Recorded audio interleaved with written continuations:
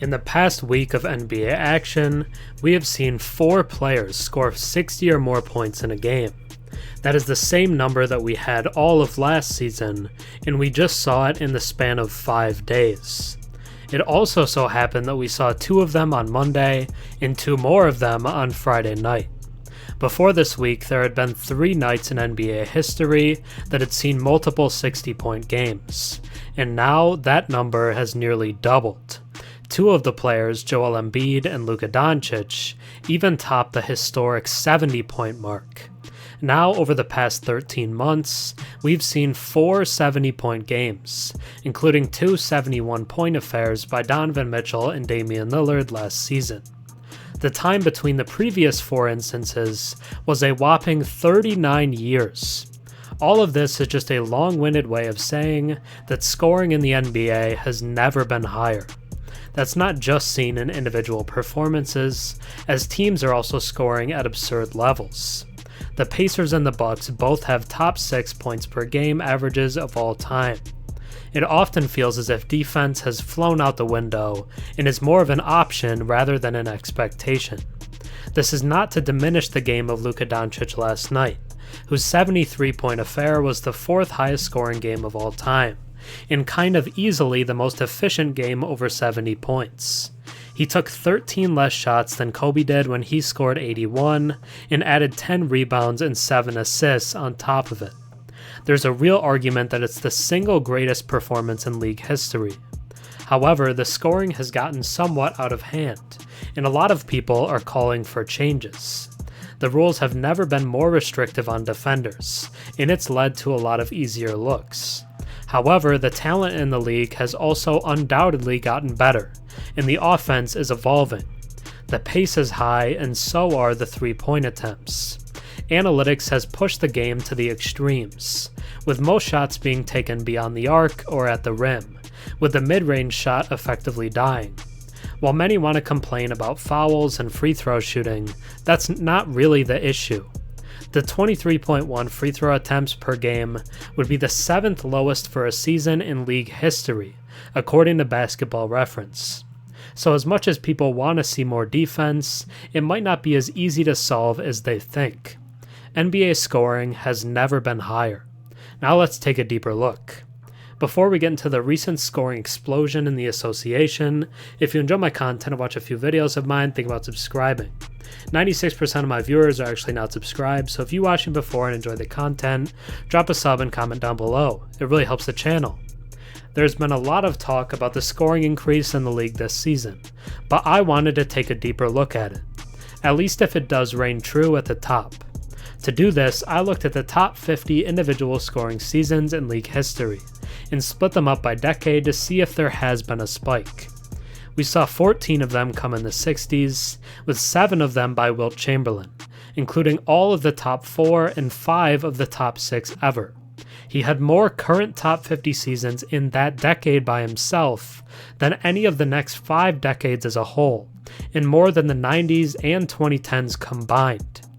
We saw 6 in the 70s, 6 in the 80s, 3 in the 90s, 6 in the 2000s, only 3 in the 2010s, and if this season holds true, we'll already have 10 halfway through the 20s. So we'd be on pace for 20 of the top 50 scoring seasons of all time coming in this decade alone, blowing all non-Wilt decades out of the water and still easily beating that one. So people's eyes aren't deceiving them, we have had more high-level scores than ever before, not just at their peaks, but also on a consistent basis. Now that we've confirmed that the rise is for real, let's just take a look at the individual performances. Luka Doncic finished with 73 points on Friday night against the Hawks, which is the highest scoring game since Kobe's 81. It was the highest ever scoring game by a Maverick, and the highest by a European player.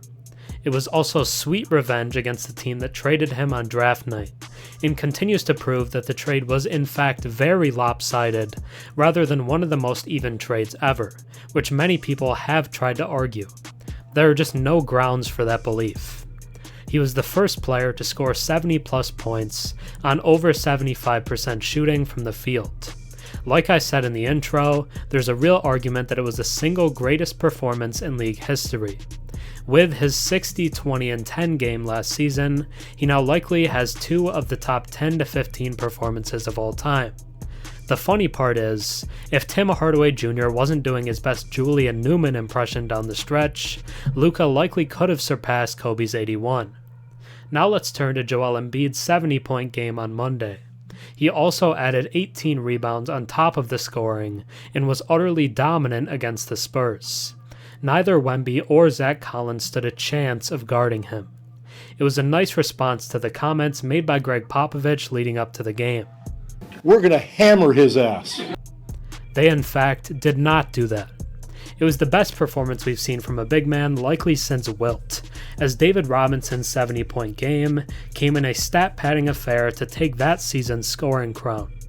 It was an awesome game to watch, and was the best game of the season before Luka stole the show. Also on Monday night, we had a great game by Karl-Anthony Towns, at least through the first 3 quarters. He finished the first half with 43 points, and that total had ballooned to 53 points within 3 minutes of the third quarter. It looked like he was on pace to break Kobe's 81-point mark. He had started the game a crazy 10 of 12 from beyond the free throw line. But after trapping from the Hornets and him kind of going cold, it got so bad that the Hornets stormed all the way back from an 18-point deficit, and the Timberwolves benched Cat. I've seen many say no other star in the league would have been pulled in a close game during that kind of a performance. But Coach Finch went as far after the game to call it disgusting, as the players tried and failed to get Cat to 70. Well, I mean, it was an absolute disgusting performance of defense and immature basketball. He would finish with 62 points, but it came in a loss to one of the worst teams in the league. Finally, we have the Devin Booker 62-point game from last night. It came in a matchup against the Pacers without their star guard and Tyrese Halliburton. The Pacers are no stranger to giving up big nights, and despite their record-breaking offense, they're horrible on the defensive end. Think an even more extreme version of last year's Kings. Booker was flaming them all night, but as the Pacers have continued to do this season, they just found a way. They won thanks to an Obi Toppin putback with 3 seconds remaining, and then a very good contest from Aaron Nesmith on Booker's attempted game winner that would have given him 65 on the night. As it usually goes, Luca Doncic once again outshined Devin Booker. This was undoubtedly one of the craziest weeks we've ever witnessed, and NBA scoring has never been higher. Thanks for watching. I'm Herm. Have a good one.